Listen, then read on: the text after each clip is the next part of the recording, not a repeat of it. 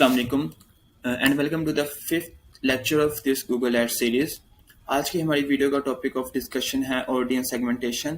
हम देखेंगे कि हमारे पास कितनी टाइप्स ऑफ ऑडियंस अवेलेबल होती हैं गूगल एड्स के डैशबोर्ड के अंदर और क्या बेस्ट प्रैक्टिसेस हैं कि हम बेस्ट तरीके के साथ उन ऑडियंस को अपनी कंपेन के अंदर ऐड कर सकें, उसको यूटिलाइज कर सकें ताकि हमारी कंपेन बेटर परफॉर्म करे और हम इसको ऑप्टिमाइज कर सकें। इसके साथ साथ मैं आपके साथ at the end of this video एक ट्रिक शेयर करूंगा कि आप किस तरीके से दूसरे अपने कंपेटिटर या दूसरी वेबसाइट के ऊपर से ऑडियंस टारगेट कर सकते हैं। कि फॉर एग्जांपल कि अगर एक स्पेसिफिक अमाउंट ऑफ ऑडियंस एक वेबसाइट पे जा रही है तो आप किस तरीके से उसका डाटा निकाल सकते हैं कि इस वेबसाइट के ऊपर जो ऑडियंस जा रही है उनका क्या इंटरेस्ट है, वो किस टाइप के अंदर कैटेगरी के अंदर फॉलो करती हैं। तो at the end of the video वो भी आपके साथ शेयर करेंगे। तो सबसे पहले हम अपने गूगल एड्स के डैशबोर्ड में चलते हैं और देखते हैं कि ये ऑप्शन हमें कहाँ मिलेगी जहाँ पे हम ऑडियंस को ऐड कर सकें। गूगल एड्स के डैशबोर्ड में आते हैं तो हम अपने लोकेशन टारगेट करने के बाद, लोकेशन सेट करने के बाद हमारे पास ऑडियंस सेगमेंटेशन की ऑप्शन अवेलेबल होती है। तो हम इसके ड्रॉप डाउन पे क्लिक करते हैं तो ये हमारे पास ये स्क्रीन ओपन होती है। एक सर्च की ऑप्शन होती है, एक ब्राउज की ऑप्शन होती है। हम ब्राउज में जाते हैं तो हमारे पास कुछ ऑप्शंस अवेलेबल हैं जो कि डिटेल डेमोग्राफिक्स की बेसिस पे आप अपने ऑडियंस को टारगेट कर सकते हैं। अफिनिटी की बेस पे आप अपने ऑडियंस को टारगेट कर सकते हैं। इन market, similar segments and combined segments. तो बेसिकली ये सारी कैटेगरीज के अंदर हमारी ऑडियंस को कैटेगराइज किया गया होता है। तो हम एक एक टाइप्स को देखते हैं कि इसमें कौन कौन सी ऑडियंस अवेलेबल होती है।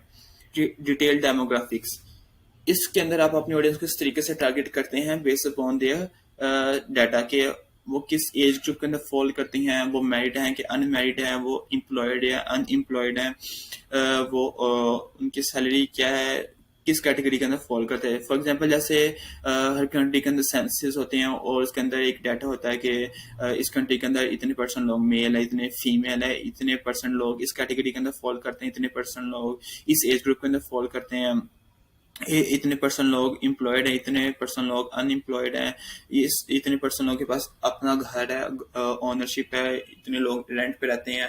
ये सारी चीजें आ जाती हैं डिटेल डेमोग्राफिक्स के अंदर।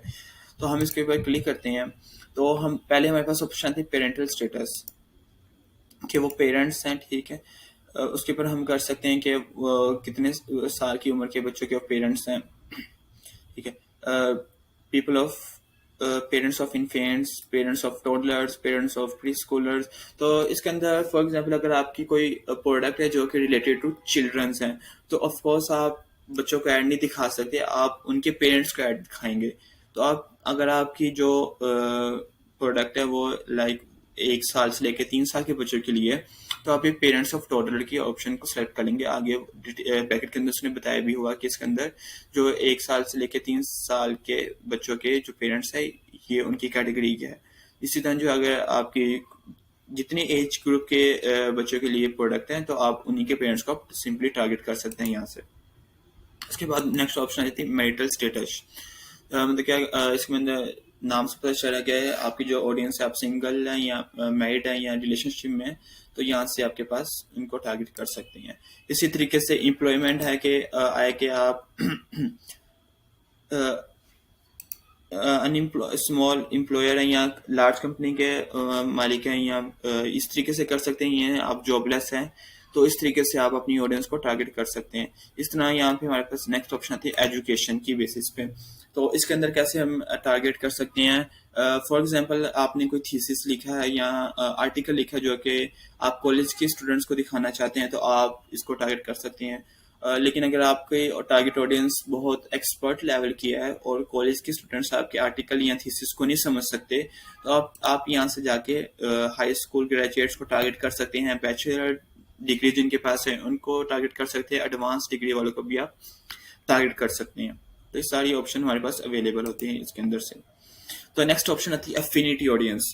इसके अंदर वो लोग होते हैं जिनका इंटरेस्ट एक स्पेसिफिक चीज से रिलेटेड होता है। फॉर एग्जांपल मेरा इंटरेस्ट अगर स्पोर्ट के अंदर है और मैं एक लॉन्ग पीरियड ऑफ टाइम तक किसी स्पोर्ट के मुतालिक सर्च करता रहता हूँ, फॉर एग्जांपल क्रिकेट हो गया, बैडमिंटन, फुटबॉल, इनसे रिलेटेड सर्च करता हूँ, मैं गूगल पे जाता हूँ, इनसे मुतालिक वीडियो देखता हूँ, इनसे मुतालिक ब्लॉग पढ़ता हूँ, आर्टिकल पढ़ता हूँ, तो मैं स्पोर्ट वाली कैटेगरी के अंदर फॉलो करना स्टार्ट हो जाऊंगा और जो मुझे एड्स शो होंगी वो इसी स्पोर्ट से रिलेटेड होंगी। तो देखते हैं अफिनिटी में हम टारगेट कर सकते हैं कि वो वाले लोग जिनका इंटरेस्ट बैंकिंग और फाइनेंस के अंदर है। अगर आप किसी बैंक के लिए ऐड चला रहे हैं तो आप जरूर इसी बैंकिंग और फाइनेंस को टारगेट करेंगे। इसी तरीके से अगर आपकी कोई कॉस्मेटिक्स के लिए या कोई ब्यूटी रिलेटेड प्रोडक्ट है तो आप उनको टारगेट करेंगे कि जो ब्यूटी से रिलेटेड आर्टिकल पढ़ते हों या उनका इंटरेस्ट ये हो, वीडियो देखते हो, तो आप ब्यूटी एंड वेलनेस की तरफ जाएंगे। इसी तरीके से अगर कोई है मीडिया इंटरटेनमेंट जो कि वीडियोस देखता है, इसी तरीके से उसके अंदर फॉलो करेगा इस कैटेगरीज के अंदर।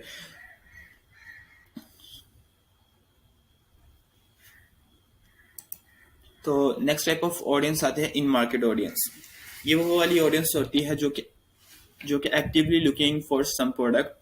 इसको हम एग्जांपल में इस तरीके से समझ सकते हैं, ये वो लोग होते हैं जिनके हाथ में क्रेडिट कार्ड होता है और ये बस सर्च कर रहे होते हैं कि हमें कोई बेटर वेबसाइट मिले, प्राइस मिले, हम जल्दी से अपना क्रेडिट कार्ड की इंफॉर्मेशन डालें, उस प्रोडक्ट को बाय कर लें। तो ये वाली audience bottom of the funnel exist करती है और ये मोस्ट लाइकली होती है कि ये कन्वर्ट होंगे। अगर आप इस तरीके की ऑडियंस को टारगेट करते हैं तो आपके कन्वर्जन रेट इंक्रीज हो सकता है।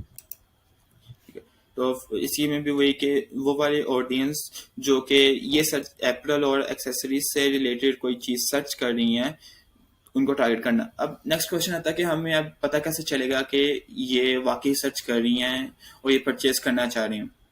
तो ये डिपेंड करता है उनके कीवर्ड के ऊपर, वो किस तरीके के कीवर्ड टाइप कर रहे हैं गूगल के सर्च इंजन के अंदर। फॉर एग्जांपल कोई सर्च करता है व्हाट इज गूगल एड्स, और एक दूसरा यूजर सर्च करता है गूगल में आके गूगल एड कोर्सेज, ठीक है, और एक और टाइप करता है Google ad training institute near me, ठीक है। तो जिसने सबसे पहले क्वेरी डाली व्हाट इज गूगल एड्स, तो वो इन मार्केट सेगमेंट में नहीं आएगा, ठीक है। अभी वो उसकी अफिनिटी के अंदर आ जाएगा, क्योंकि अभी वो कोई चीज परचेस नहीं करना चाह रहा, वो बस इंफॉर्मेशन लेना चाह रहा है कि गूगल एड्स क्या होता है, इसको किस तरीके से यूज कर सकते हैं, ये सारी चीजें। तो जिसने ये क्वेरी डाली है कि गूगल एड कोर्सेज, तो वो उसे पता है गूगल एड्स क्या है, उसको अवेयरनेस उसके अंदर क्रिएट हो चुकी है। तो अब वो चाह रहा है कि मैं कोई कोर्स करूं ताकि मुझे मजीद इंफॉर्मेशन मिले। तो ये वाला यूजर आएगा इन मार्केट सेगमेंट के अंदर। तो इसी तरीके से जिसने तीसरा क्यूरी की थी कि Google ad courses institute near me, तो वो भी इन मार्केट सेगमेंट के अंदर आ जाएगा। तो अगर आपके पास एड के अंदर आपने लोकेशन डाली हुई है तो मोस्ट लाइकली है कि वो आपको लोकेशन पे भी आने की कोशिश करेगा, या आप फोन नंबर है तो आपको कांटेक्ट लाजमी करेगा। तो ये सारे इन मार्केट सेगमेंटेशन के अंदर आ जाते हैं। तो नेक्स्ट टाइप ऑफ ऑडियंस हमारे पास अवेलेबल होती है सिमिलर सेगमेंट। और सिमिलर सेगमेंट या इसके अंदर जो हम हमारी जो ऑडियंस जो पहले ही हमारे बिजनेस के साथ इंटरेक्ट कर सकी हैं, हमारी साइट के ऊपर आई हैं, तो इसमें वो आ जाती हैं। चूंकि हम अभी ये स्क्रैच से कैंपेन सेटअप करें तो हमारे पास ये डाटा अवेलेबल नहीं होगा, लेकिन with the passage of the time आपके पास ये डाटा ऑटोमेटिकली आपके यहाँ पे शो होना स्टार्ट हो जाएगा। तो बेसिकली इसके अंदर वो ऑडियंस फॉल करती है जो कि ऑलरेडी आपके साइट के साथ इंटरेक्ट कर चुकी है, आपकी साइट पे उसने किसी तरीके से विजिट किया है, चाहे वो ऑर्गेनिकली विजिट किया हो या आप पहले से रन कर रहे हो और उन्होंने वहां से आए हों।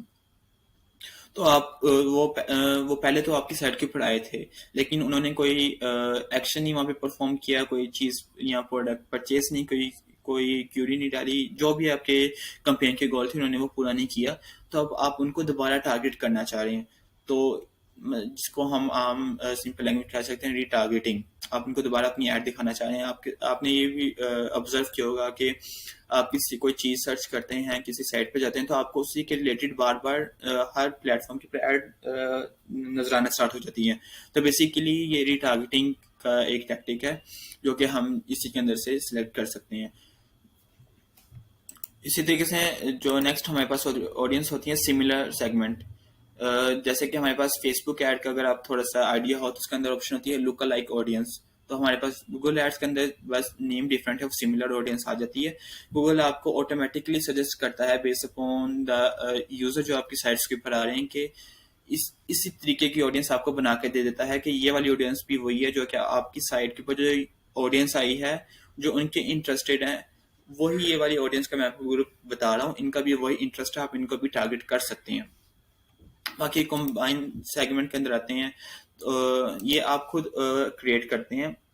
फॉर एग्जांपल अभी तो आप इसको नहीं क्रिएट कर सकते हैं, मैं आपको इसका ओवरव्यू दे देता हूँ। एक ये आपकी साइट के ऊपर 10 to 20 पेजेस हैं। आप इसके अंदर ऑप्शन को यूज करके आप ये कर सकते हैं कि कोई किसने अगर मेरा पेज 1 पे गया है तो उसकी एक अलग ऑडियंस की कैटेगरी बन जाए।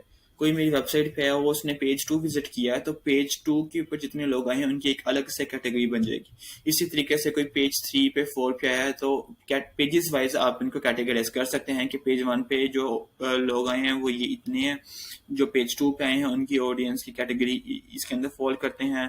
इस तरीके से आप उनको टारगेट कर सकते हैं। तो लास्ट में जो मैंने आप के बताया था कि हम किस तरीके से किसी दूसरे की और देख सकते हैं कि जो किसी दूसरे की साइट के ऊपर ऑडियंस जा रही है उनको हम किस तरीके से अपनी ऐड के अंदर ऐड कर सकते हैं। तो सिंपली आपने यहाँ पे सर्च में आना, तो सबसे पहले गूगल में जाएं, उस पर जाके सिंपल जैसे कि हम इसमें अपने गूगल एड्स के अंदर इसके अंदर फर्नीचर की एग्जांपल लेके चल रहे हैं, तो यहाँ पे सिंपली जाके आप लिखें फर्नीचर और यहाँ पे विकीपीडिया का। तो सबसे पहले जो हमारे पास आएगा विकीपीडिया का लिंक, उसे सिंपली ओपन करें। हमारे पास आर्टिकल ओपन होगा जो कि फर्नीचर से रिलेटेड है। ऑफ कोर्स इस आर्टिकल को वही लोग पढ़ेंगे कि जिसका इंटरेस्ट फर्नीचर के अंदर है या फर्नीचर को वो बाय करना चाह रही है, सारी चीज़ें करना चाह रहे हैं। ठीक है, तो हम सिंपली इसका यूआरएल कॉपी करेंगे, अपने गूगल एड्स के डैशबोर्ड में आएगा, यहाँ पे सिंपली आके पेस्ट कर देंगे तो ऑटोमेटिकली उसने हमें दिखा दिया कि इस आर्टिकल के ऊपर जो लोग आए हैं उनका इंटरेस्ट ये है, आप इनको टारगेट कर सकते हैं। जैसे कि इन मार्केट सेगमेंट है, ये लोग किचन और डाइनिंग रूम के टेबल्स को टारगेट सर्च करें। अगर आपकी वेबसाइट के अंदर ये वाली कैटेगरी है और आप ये वाली प्रोडक्ट सेल करते हैं, आप उसको ऐड कर सकते हैं। लिविंग रूम से रिलेटेड जो फर्नीचर की प्रोडक्ट्स आ जाती है, आप अगर वो सेल करते हैं आप उसको टारगेट कर सकते हैं। ये सारी चीज़ें कर सकते हैं। इस तरीके से एक और एग्जांपल हम लेते हैं कि मैं यहाँ पे वापस आता हूँ। मैं यहाँ पे आप फेमस कोई वेबसाइट्स डालें, जैसे कि पिन इंटरेस्ट पे काफ़ी ज़्यादा ऑडियंस आती है, वहाँ पे मैंने खोलना। सिंपली मैं इसका यूआरएल कॉपी करता हूँ, यहाँ पे मैं डालता हूँ, यहाँ पे लाके इसका मैं यूआरएल डाल देता हूँ। ऑटोमेटिकली उसने फिर से मुझे सजेशन दिखा दी कि इस वाले पेज के ऊपर जितने लोग आए हैं उनका इंटरेस्ट इन चीज़ों के अंदर है, वो इस ऑडियंस के अंदर फॉलो करें। अगर आपकी इनसे रिलेटेड कोई प्रोडक्ट है तो आप उसको ऐड कर सकते हैं। अगर हम फर्नीचर से हट के कोई और एग्जांपल ले लेते हैं, फॉर एग्जांपल मैं डिजिटल मार्केटिंग से रिलेटेड अगर आप कोई सर्विसेज दे रहे हैं तो सिंपली वही हम टेक्निक यूज़ करेंगे। जो आपकी सर्विस या प्रोडक्ट के सिंपली आप उसका आगे विकीपीडिया या किसी फेमस साइट का, जैसे पिन इंटरेस्ट हो गया, कोरा हो गया, इस तरीके से रिलेटेड आपने कोई ब्लॉग खोल लेना जिसके पास ट्रैफिक ज़्यादा हो। डिजिटल मार्केटिंग विकीपीडिया का ये आर्टिकल आ गया। ठीक है, अगेन आप इसको वही पढ़ेंगे कि जिनका इंटरेस्ट डिजिटल मार्केटिंग के अंदर होगा। तो सिंपली हमने अगेन इसका यूआरएल कॉपी करना है, इसको हम आएंगे सर्च बार के अंदर, यहाँ पे ला के यूआरएल पेस्ट कर देना। अब उसने फिर से हमें दे दी ऑडियंस का सेगमेंट के इस वाले पेज के ऊपर जो लोग आए हैं वो उनकी कैटेगरी ये है। अगर आप इनसे रिलेटेड कोई सर्विस या प्रोडक्ट है आप इनको ऐड कर सकते हैं, जैसे कि एडवर्टाइजिंग एंड मार्केटिंग सर्विस, कोई लोग इनको ढूंढ रहा है इन मार्केट सेगमेंट, यहाँ पे आपने देख रहे होंगे। इसी तरीके से business and industrial products, email marketing services, sale and marketing की जॉब्स, बिजनेस टेक्नोलॉजी, सिंपल आप कर सकते हैं। इसी तरीके से अगर हम इसी को हम आगे दूसरे एंगल से देखें, पिन इंटरेस्ट की हम अगर डाल के इसको चेक करें कि हमारे पास कौन सी ऑप्शन हमारे पास अवेलेबल होती हैं। अगेन इसका मैं यूआरएल कॉपी करता हूँ। जरूरी नहीं कि आप विकीपीडिया या पिन इंटरेस्ट को देखिए, आपके पास काफ़ी ज़्यादा वेबसाइट सिंपली आपने किया, आपके पास जितनी sites search engine result pages पे आ रही हैं आप सबको इंडिविजुअली बार बार ऐड करें और जो न्यू आपके पास ऑडियंस का सेगमेंट आ रहा है आप उसको टारगेट करते जाएं। इसको मैंने फील्ड इंटरेस्ट का यूआरएल डाला, उसने फिर से मुझे दिखा दिया कि एसईओ एसईएम सर्विसेज के अंदर इंटरेस्टेड है, email marketing services, web and design development की सर्विसेज के अंदर इंटरेस्टेड लोग हैं। तो आप अगर इनसे रिलेटेड अगर आप कोई सर्विसेज दे रहे हैं या प्रोडक्ट है तो आप इन सबको भी ऐड कर सकते हैं। इसको सेट करने के बाद हमारे पास नेक्स्ट ऑप्शन आती है टारगेट करना या ऑब्जर्वेशन करना है। अब कौन से ऑप्शन को किस वक्त यूज करना है ये टोटली डिपेंड करता है आपकी मार्केटिंग स्ट्रेटेजी के ऊपर। अभी जैसे कि हमने ऊपर डिस्कस किया था कि हमारे पास रीमार्केटिंग की ऑप्शन होती है। तो अगर आपकी स्ट्रेटेजी ये है कि आप रीमार्केट करने जा रहे हैं अपनी ऑलरेडी एग्जिस्टिंग ऑडियंस को, आप दोबारा उन्हीं को ऐड दिखाना चाह रहे हैं, तो आप सिंपली टारगेटिंग पे करेंगे कि सिर्फ मुझे अपनी ऐड सिर्फ इन्हीं लोगों को दिखानी है कि जो कि मेरे साइड पे आ चुके हैं, मुझे इसके अलावा किसी और को नहीं दिखानी। तो आप ये टारगेटिंग वाला ऑप्शन चूज करेंगे। टारगेटिंग के अंदर बेसिकली ये होता है कि ये सिर्फ गूगल एड्स बाउंड हो जाता है कि सिर्फ उन्हीं लोगों को दिखानी है, ऐड दिखानी है कि जिनको आप यहाँ से ऐड कर चुके हैं अपनी ऑडियंस के अंदर। फॉर एग्जांपल मैं इनको और इसको ऐड कर चुका हूँ, ठीक है। तो अब जो मेरी ऐड जो मैं क्रिएट करने जा रहा हूँ वो सिर्फ इन्हीं लोगों जो इस कैटेगरी के अंदर ऑडियंस फॉलो करते हैं सिर्फ इन्हीं को होगी। इसके मुतालिक आप कोई भी यूजर इसके अलावा मेरा चाहे कीवर्ड भी सर्च करता रहे लेकिन उनका इंटरेस्ट इनके अंदर नहीं है तो उसको मेरी ऐड शो नहीं होगी अगर आप ये टारगेटिंग वाला ऑप्शन चूज कर लेते हैं। तो ये बेस्ट तब रहता है कि अगर आप रीमार्केटिंग करें और आप स्पेसिफिकली आप उन्हीं 100 200 या 1000 लोगों को टारगेट करना चाह रहे हैं जो पहले ही आपकी वेबसाइट पे आ चुके हैं, ठीक है। तो नेक्स्ट ऑप्शन हमारे पास मिलती है ऑब्जर्वेशन की। इसके अंदर ये इसको हम समझ लेते हैं कि इसके ऑप्शन चूज करने से हमें किस तरीके से ऐड हमारी परफॉर्म करेंगी कि अब जो हमारी ऐड होगी वो उन लोगों को भी शो होगी जो कि हमने यहाँ पे बता दिया है कि जिनका इंटरेस्ट इनके अंदर है, ठीक है। और इसके साथ साथ हमारी ऐड उन लोगों को भी शो होगी कि जो हमारे रेलिवेंट कीवर्ड टाइप कर रहा है, जो कि हम नेक्स्ट में बताएंगे कि हमने कीवर्ड ऐड करती हैं, जो कि मेरी ऐड से रिलेटेड कीवर्ड सर्च कर रहा है लेकिन वो इनमें से किसी कैटेगरी के अंदर फॉल नहीं करता, ठीक है। तो गूगल एड्स उसको भी आपकी ऐड दिखाएगा, ठीक है। तो ये रिकमेंडेड है, गूगल भी बता रहा है और ये अच्छा परफॉर्म भी करती है। ऑफ कोर्स अगर कोई ये सर्च कर रहा है कि बाय शूज ऑनलाइन, ठीक है, वो पहली मरतबा सर्च कर रहा है और उसकी हिस्ट्री वो किसी इनमें से किसी कैटेगरी के अंदर फॉल नहीं करता, लेकिन उसका कीवर्ड उसका सर्च करने का अंदाज ये बता रहा है कि वो मोर लाइकली कन्वर्ट होने के चांसेस ज्यादा है। उसके कीवर्ड जैसे कि बाय शूज ऑनलाइन, वो खरीदना चाह रहा है, वो ऑनलाइन शूज खरीदना चाह रहा है, उसके कीवर्ड से हमें पता चल गया, तो गूगल आपकी ऐड उसको भी दिखाएगा। तो again totally depend upon your marketing strategy. अगर आप रीटारगेट करने जा रहे हैं तो सिंपली टारगेटिंग वाले ऑप्शन को सिलेक्ट करें। अगर आप रीटारगेटिंग नहीं करने जा रहे तो आप ऑब्जर्वेशन को सिलेक्ट कर सकते हैं। Totally depend upon your marketing strategy. तो आज की वीडियो के लिए बस इतना ही। तो see you in the next video. Thank you.